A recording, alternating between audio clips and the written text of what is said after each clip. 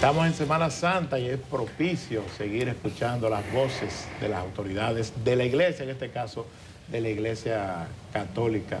En esta ocasión tenemos a Monseñor Alfredo de la Cruz Valdera, quien es obispo de San Francisco de Macorís. Buen día, bienvenido.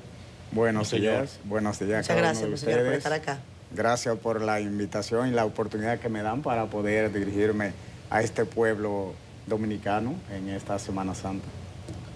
Efectivamente, en Semana Santa queremos escuchar sus palabras, su mensaje para la población. Usted está en una demarcación determinada. Me gustaría que hablara en sentido general un mensaje a la población, pero también si podría dirigirse también a esa población de San Francisco de Macorís en ese mensaje.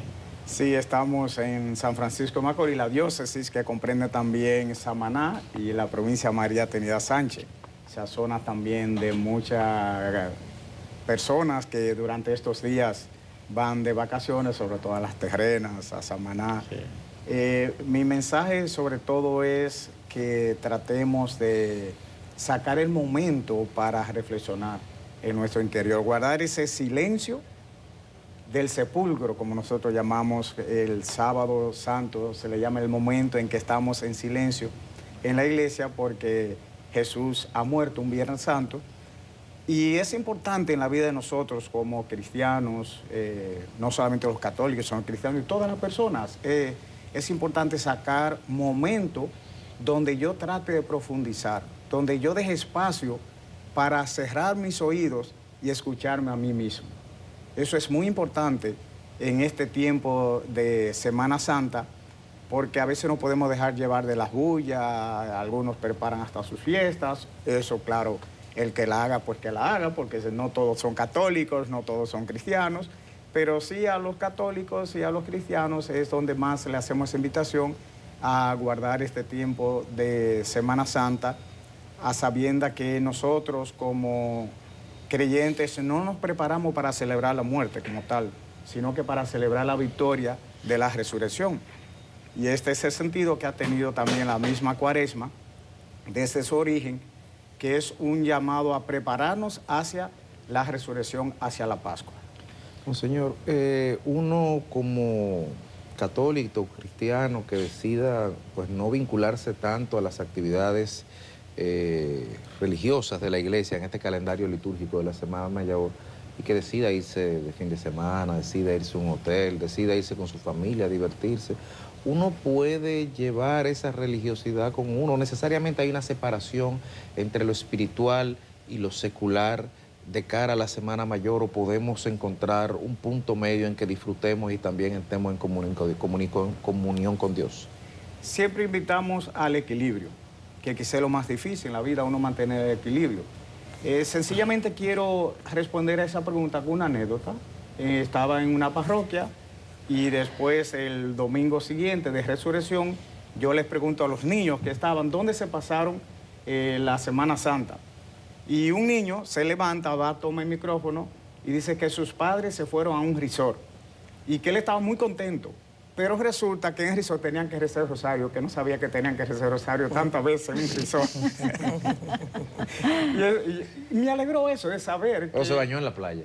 Sí, se bañó, pero eso no sabía que tenía que rezar tanto el rosario. El equilibrio ahí. Quiere decir que esa familia muy católica decidió irse a su hotel, a su resort, por todo pleno derecho, y también vivió la Semana Santa desde allí. Porque no solamente, claro, desde la casa o en la parroquia donde yo estoy, donde quiera que yo estoy, yo puedo crear ese ambiente de espiritualidad, ese momento de encuentro conmigo mismo, que es muy importante, pero también ese momento de oración, de silencio que necesitamos en la vida. Monseñor, decíamos en una entrevista anterior también que la feligresía ha cambiado. La gente, tal y como usted señala, ahora, por ejemplo, utiliza hasta dispositivos digitales para seguir las Eucaristías. Y la Iglesia Católica tiene un rol muy aceptado en la comunidad dominicana. De hecho, está entre las principales instituciones de los que la gente le tiene fe, que tiene seguridad en ella. Y quiero preguntarle cómo ve usted a esa feligresía cambiante, dinámica, en un mundo convulso y sobre todo en días que nos llaman a tener ese espacio de espiritualidad. Sin duda alguna que los tiempos ya cambiaron. No estamos en una sociedad que está en cambio, sino que ya cambió. Claro. Y esos cambios no siempre nos damos cuenta.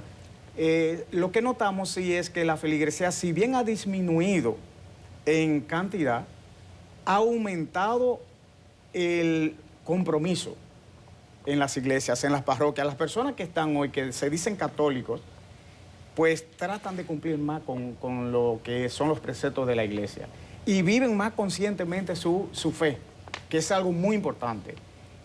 Yo podría decir, hemos disminuido un poco a nivel cuantitativo, pero a nivel cualitativo se ha crecido bastante en la conciencia de yo soy católico, yo soy cristiano. Hemos crecido también mucho en cuanto a respetar la diferencia de creencia. Antes, si una persona que no era católico y hacía una bulla, diríamos, como decimos en el campo, al lado de mi casa, pues yo lo mandaba a callar y a veces hasta con fuerza, con violencia.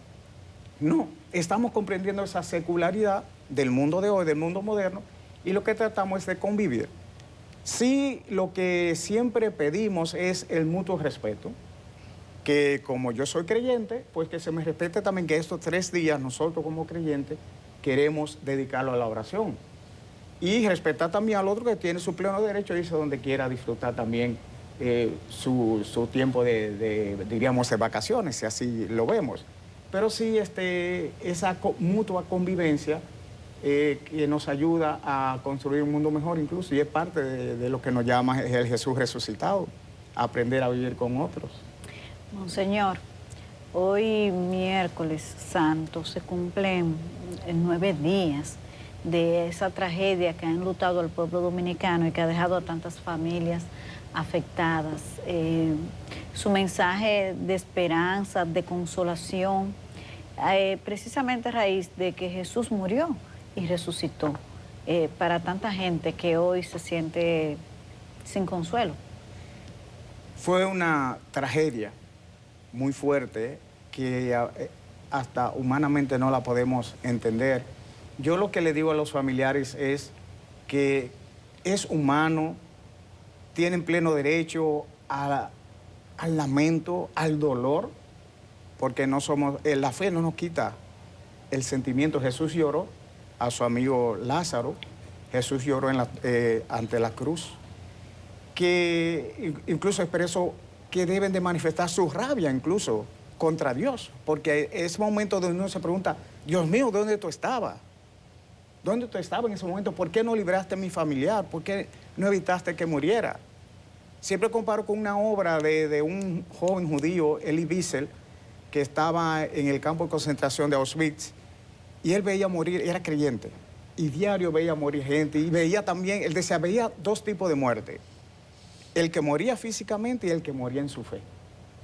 Y en un momento estaba en el paredón un niño que ya iba a ser fusilado, y alguien gritó de mí, ¿dónde está Jesús? Que no evita que ese niño muera. Y él dijo, ahí mismo está frente a ti. Ese que están matando es Jesús. Entonces, ese es el dolor humano. Pero también no podemos perder de vista la esperanza. Que esos familiares que han perdido seres queridos tomen estos días santos como nosotros, por un lado, estamos apenados de celebrar la muerte de Jesús, pero siempre la esperanza en la resurrección. La esperanza de que el mundo no termina hoy, el mundo no termina aquí, sino que continúa, y que yo desde mi fe debo sacar la fuerza para continuar.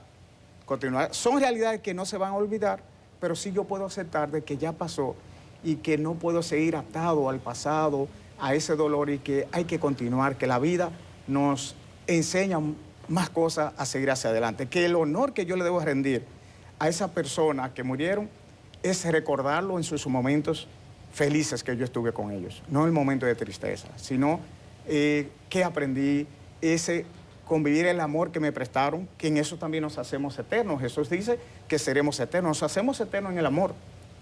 En la medida que yo, durante mi vida, yo ame a otros, yo haga el bien y en esa manera yo también me hago eterno. Y esas personas, sin duda alguna, hicieron un bien, porque nadie tan malo que no haya hecho nada. Entonces, sí, siempre hay, detrás de cada persona hay una historia de bien. Y recordar esa historia de bien que cada uno vivió junto a él.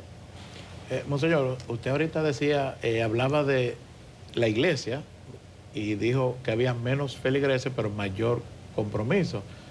Y eso me recuerda un artículo que leí recientemente que hablaba de la pérdida a nivel global, pero también a nivel de República Dominicana, digamos que de militantes de la Iglesia Católica, o sea que se estaba reduciendo y eso se reflejaba en un aumento de la militancia de religiones, otras religiones, protestantes específicamente.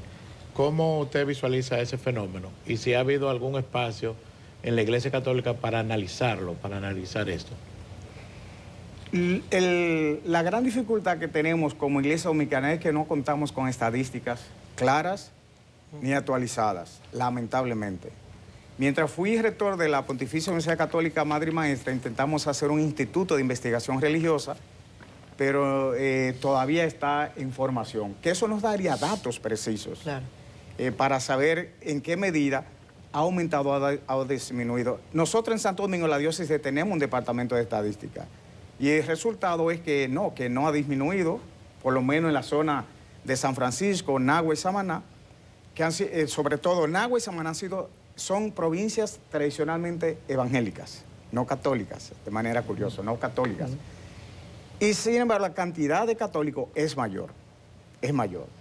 Las estadísticas que nos llegan a nosotros son estadísticas hechas en ciertos sectores. Por ejemplo, aquí en el Gran Santo Domingo se hacen estadísticas, pero eso representa solamente el Gran Santo Domingo. Yo como cibaeño, excúsenme los capitaleños, siempre digo, y me enfado cuando escucho que dicen desde aquí el interior del país. Yo digo, ¿será que la capital está en el exterior? Esa es mi pregunta. Yo no sabía que la capital estaba en el exterior, porque nos está hablando del interior del país. Hay que ver dónde, en qué lado. Pero sí, a nivel mundial, es curioso, se tiene que hablar por continentes. En Europa ha disminuido, pero en Asia y en África ha aumentado. Y por lo tanto, las estadísticas globales hoy en día dicen que ha habido un aumento de católicos en el mundo. En República Dominicana y en América Latina es donde necesitamos todavía afianzar más esas estadísticas de cuántos han disminuido realmente, si ha aumentado el secularismo o el ateísmo, pero sí lo que podemos comprobar es el compromiso. Las personas católicas se sienten más identificados, quizás por ese factor de que, como ha estado aumentando la parte de los evangélicos, que también insiste en una identidad con la fe, el católico también se ve apelado a identificarse con la fe. Algo muy positivo, porque así también aprendemos a vivir en diferentes formas de creencias, pero también en diferentes modos de vivir esa fe en Jesucristo, que es uno. Y cómo nos estamos creciendo ambas iglesias, que en favor del cristianismo como tal. Monseñor, la Semana Santa es un periodo de reflexión. Y los ciudadanos, los creyentes, los católicos y los cristianos en sentido general estaremos reflexionando, pero como ovejas de un rebaño estaremos reflexionando. Pero ¿qué reflexión harán los pastores de ese rebaño? ¿Qué reflexión tendría también que hacer la iglesia en tanto pastora del pueblo de Dios en la tierra para replantearse su rol? Si nosotros como pastores siempre nos preguntamos si yo estoy respondiendo a ese Jesús resucitado, que dice, no me busquen entre los muertos, yo he resucitado. ¿Y qué implica vivir en la resurrección de Jesús? Es una renovación. Miren, yo lo hago todo nuevo, nos dice el Señor. Él nos promete subir al cielo y volver. Y nosotros vivimos de esa promesa. Es motivarnos todos, desde el obispo, el papa, sacerdotes, laicos, comprometernos a vivir con confianza esa promesa que se nos ha hecho de un reino de Dios. Miren, yo lo hago todo nuevo. Pero también esa promesa de la resurrección nos lleva a que vivimos en un mundo. Vamos después de Pentecostés a ver lo que es la ascensión del Señor. El Señor sube, asciende. Y le dice los ángeles, ¿qué hacen ahí mirando? Ese que ha resucitado y que fue llevado al cielo, ¿volverá? Esa es nuestra actitud. Nosotros también no perder la mirada hacia lo trascendente, de no dejarnos arropar por lo material simplemente, pero saber también que tenemos y que necesitamos lo material también para seguir viviendo. Y que estamos llamados a transformar eso que está aquí, lo que es el mundo actual. Es un llamado a la transformación de nuestro mundo a través de nuestra vivencia de fe y de nuestro compromiso. Es un reto.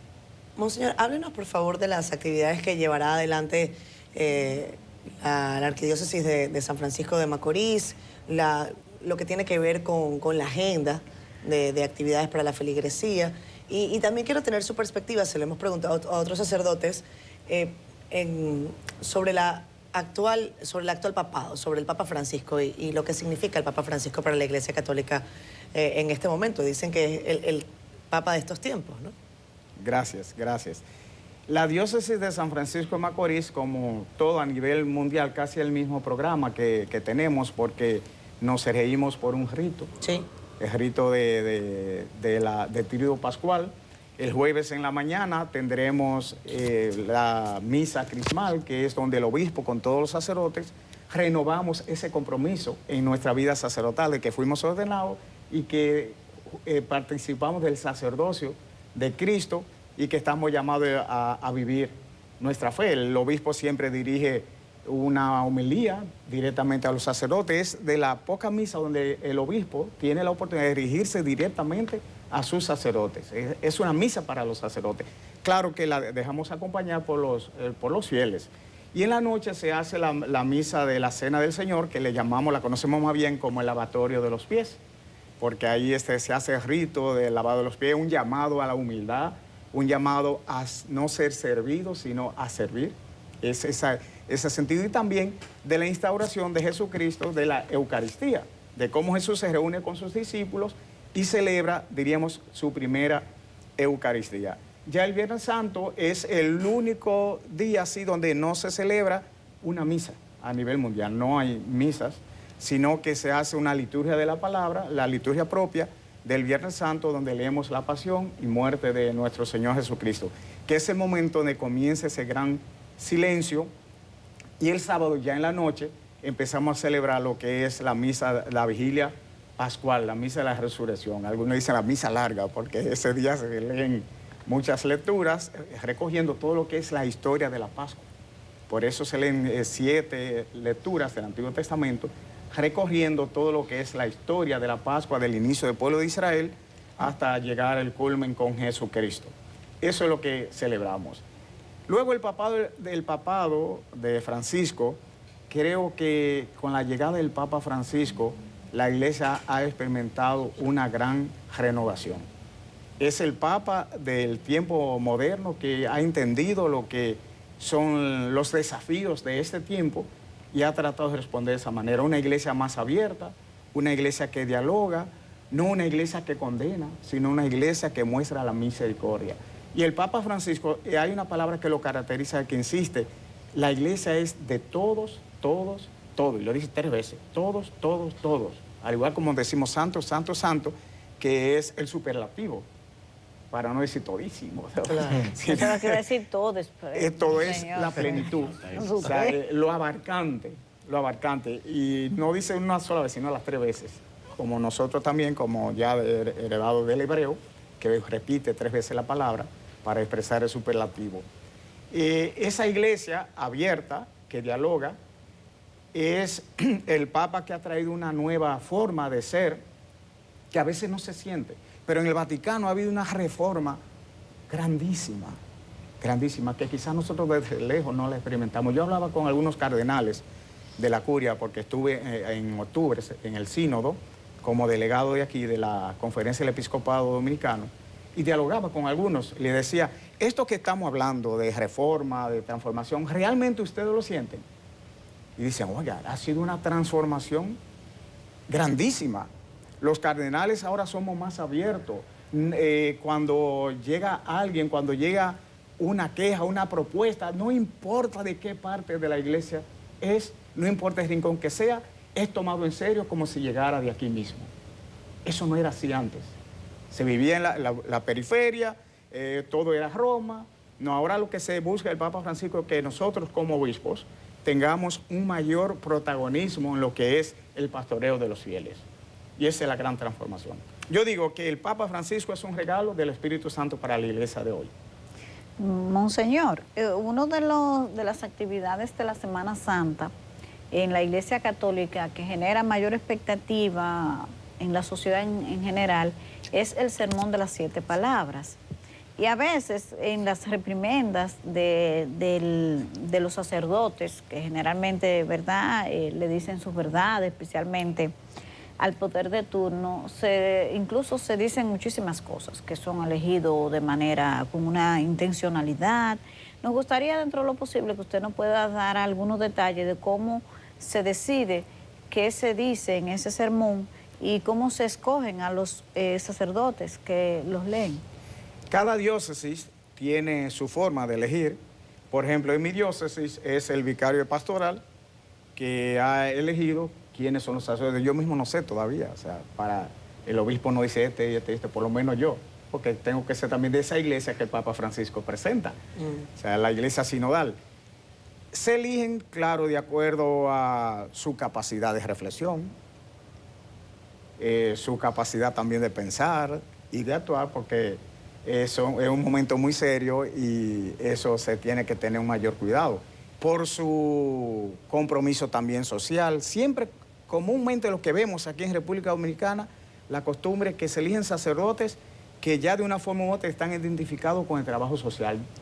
De aquí que muchas de las palabras dirigidas tienen ese aspecto social, de denuncia, e históricamente se ha unido a las 7 palabras como el momento en que la iglesia hace denuncia de los males sociales. No tanto las cartas pastorales que son enviadas, por ejemplo, en febrero, que son las que son de carácter social, sino que el pueblo está a la expectativa de esas 7 palabras. Pero eso es un fenómeno más de República Dominicana y no de la iglesia universal. Ese toque social es más aquí en República Dominicana, ya a nivel histórico, por lo que se ha dado. Y ese proceso, monseñor, que usted hablaba, que ha dirigido el Papa Francisco, ¿se puede garantizar que va a seguir? O sea, va a ser un proceso que se le va a dar continuidad, digamos que no tiene retorno. No tiene retorno, no tiene retorno. En las conversaciones con los diferentes cardenales y obispos y personas que participamos en el sínodo, se veía que es un proceso que tenemos que mirar, ese, como le llamamos nosotros el momento actual, el sínodo de la sinodalidad, es la puesta en práctica de lo del Vaticano II, que terminó en el año 1968, y que de una manera u otra, muchas de las propuestas de la reforma eclesial que el Vaticano II propuso, no se pudieron llevar, por diferentes situaciones, conflictos, posiciones de un grupo más que otros, y esto ahora con el sínodo es como la continuidad. Y ya sabiendo que es la continuidad, como iglesia hemos decidido ya es necesario una reforma profunda de la iglesia. Y cualquier otro que sea sucesor del Papa Francisco, creo que va por esa sintonía, de que no hay vuelta atrás, que la iglesia tiene que responder al mundo de hoy. Si intentamos responder al mundo de ayer, estamos perdidos y solamente nos mantiene la fe en el Espíritu Santo y en Jesucristo, que dijo, ni la fuerza del infierno podrán contra ella, pero sería muy difícil. Decía Jesucristo que a César lo que es del César y a Dios lo que es de Dios. Entonces, ¿cómo, y en el caso concreto de la diócesis, que es un territorio caracterizado por una alta estructura económica de carácter agrícola, arrocera, cacaotalera, con alta presencia de inmigrantes haitianos, ¿cómo en la diócesis se está abordando el desafío de las medidas migratorias que está incorporando el gobierno, del cumplimiento de la legislación del 80-20 que es pasible de todos los empresarios, la realidad de un drama humano que se está viviendo, que están viviendo nuestros hermanos haitianos del otro lado de la frontera, que le hacen venir a la República Dominicana. ¿Cómo coexisten esas dos realidades ahí? Nosotros tenemos la pastoral haitiana con un sacerdote de Haití que trabaja, un sacerdote haitiano que trabaja con ellos, y lo que tratamos es de ir orientándolo, ayudándolo a que regularicen su estatus migratorio. Padecemos junto a ellos la situación. Nos llegan denuncias de que van, lo toman prisionero y luego que le quitan el dinero lo devuelven. Trabajan en nuestros campos agrícolas, pero se integran también a la iglesia. El año pasado, bueno, va a ser un año el jueves, en nuestra catedral, la pastoral haitiana participó, llevó ofrenda. Oye, casi nos prenden la iglesia. Sí, me recuerdo. Los grupos nacionalistas de que en Macorís, San Francisco de Macorís, una misa fue celebrada en creol, sí, y distorsionaron totalmente el mensaje. La misa no fue en creol, ellos fueron cantando porque todas las comisiones que iban llevando de su manera, y me apenó mucho esa situación. Sin embargo, a ellos lo que les dio fue valor de seguir viviendo su fe en medio de esa situación de tristeza. Y lo que buscamos es eso, orientar lo más que se pueda. Tenemos seminaristas incluso que son de Haití, que tienen problemas y que estamos ahora tratando de ver cómo se regula. Tengo el caso de un seminarista que él nació aquí y no sabe nada de Haití, ni siquiera creol. Ni siquiera creol sabe, porque sus padres vinieron pequeños aquí y él está ahí en el seminario y ahora dice, ¿qué hago ahora? Porque no me van a inscribir en la universidad. Claro. Pero él se siente dominicano. Y entonces hay que tratar de ver, ayudar, porque lo que queremos es como iglesia que se regularice la situación de los inmigrantes. Porque si no hay regularización, será mayor explotación. Se aprovecha más del que está indefenso. Y un ciudadano, sea de qué país que sea, y no está legal en un país, se convierte en una presa de aquellos que quieren explotar a otro ser humano. Monseñor, usted no nos ha dado todavía detalles de qué es lo que viene en las 7 palabras. Nos dice que todavía usted no lo sabe. No conozco, no lo puede saber. No, no sé. Pero quizás si usted tuviese que hacer algún aporte en ese sentido, ¿qué le preocupa a usted en su diócesis y en la perspectiva del país? Y con esta reflexión quizás ya para cerrar. Sí. Me preocupa la situación de tantas personas, campesinos, que hoy no pueden producir por falta de recursos del Estado. Y los bancos que hay, por ejemplo, el Banco Agrícola, que hace unos préstamos, pero lo que me dicen ellos, los campesinos, pero nosotros no vemos nunca dónde llegan esos préstamos. No llegan a nosotros. O se hacen los préstamos y después resulta que ven que son 2 o 3 personas del mismo partido que lo toman. Sí. Entonces, eso es difícil. Para nosotros también en la zona de San Francisco de Macorís sigue siendo un gran problema la violencia.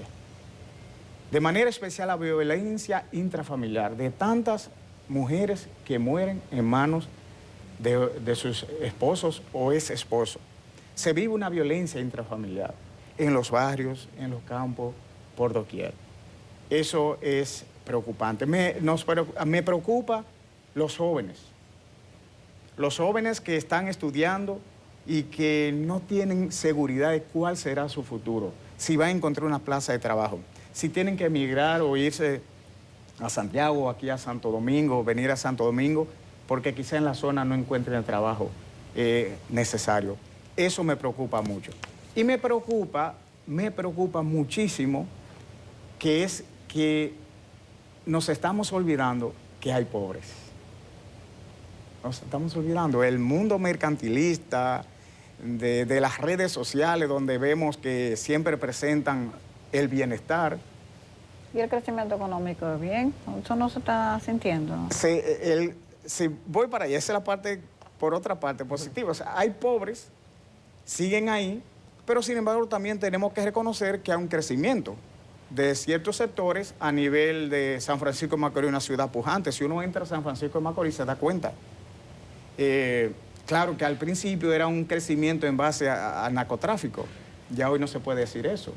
En San Francisco de Macorís hay muchos empresarios que están apostando por el crecimiento económico. Lo mismo que en Nagua, lo mismo que en Samaná. Y que ese crecimiento económico, claro, tenemos que buscar un balance de no gastar más de lo que nosotros percibimos. Eso ahí sí también es algo preocupante, de que el consumismo nos ha llevado a gastar más de lo que recibimos y nos vemos luego, como decimos, en el lío de cómo saldar las cuentas a final del mes. Pero era interesante la reflexión del padre sobre la invisibilización de la pobreza en virtud de que lo que se muestra en redes sociales está siempre asociado a un estatus falso de bienestar, o a un estatus real de bienestar, pero es permanentemente la apelación y la invisibilización de la lujo, pobreza. lo bonito. Sí, Sí, sí, claro. Gracias, padre, por habernos acompañado en esta mañana. Estaremos muy atentos a las actividades que desde la iglesia pues vayan realizando y, si se puede decir, feliz Semana Santa. Gracias. Igual, y muchas bendiciones por parte de Dios a ustedes. Amén. Gracias Amén, al equipo. Vamos a pausa.